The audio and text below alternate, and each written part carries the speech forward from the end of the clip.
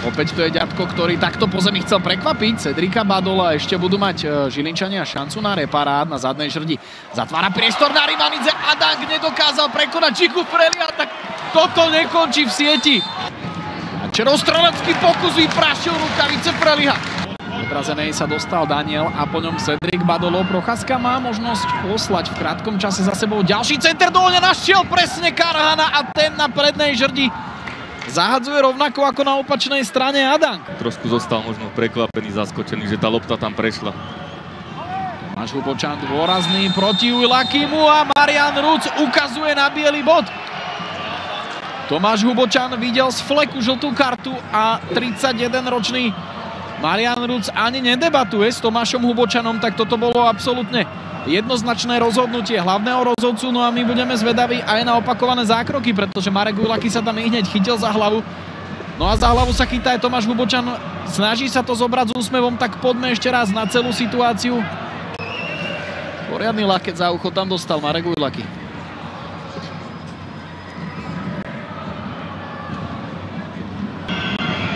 Keď sa až v penáltach rozhodovalo proti Slovanu, kto pôjde do finále. Tentokrát Procházka opätovne má loptu na bielom bode a opätovne premieňa. Spartakovci idú do vedenia.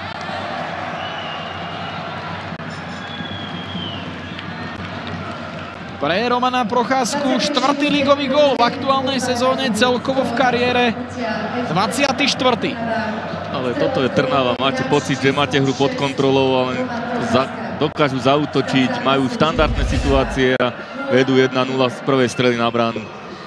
A Ľubomír Belko ešte správne ukazoval rukou, akoby Procházkovi, do ktorej strany to pôjde. Treba však povedať, že pri Trnavčanoch stálo aj šťastie, pretože Ľubomír Belko špičkou kopačky, teraz to uvidíme z tej zadnej kamery. Hubočan. Kopásek a jeho pravačka.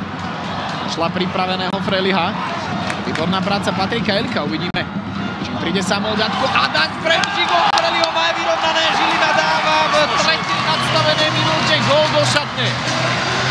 Nič lepšie sme si nemohli prijať a naozaj krásna akcia, zaslúžený vyrovnávajúci gól.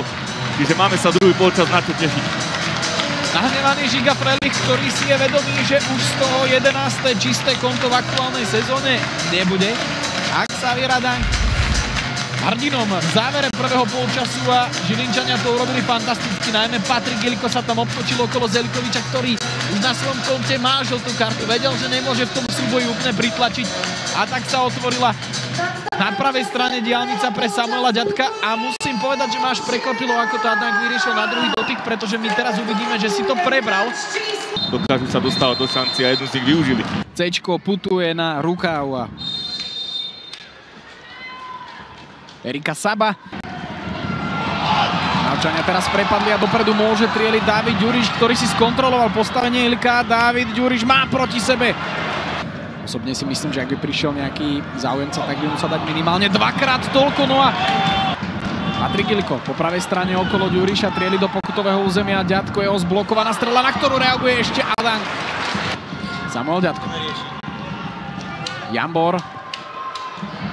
Ďatko na hranici pokutového územia. Adang už som myslel, že bude nabíjať a toto si myslela aj trnavská obrana. A Žilina dáva v 71. minúte gól hrdinom dnešného zápasu, dvojgólový Xavier Adang. To urobil fantasticky, lebo aj my sme čakali, že tu bude hrať naspäť a on sa s tou loptou fantasticky vytočil a naozaj zmiatol nielen nás, ale aj celú trnavskú defenzívu.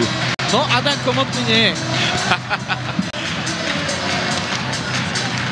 One-man show zatiaľ na štadióne pod Dubňom a hlavným hrdinom dnešného zápasu Xavier Adang.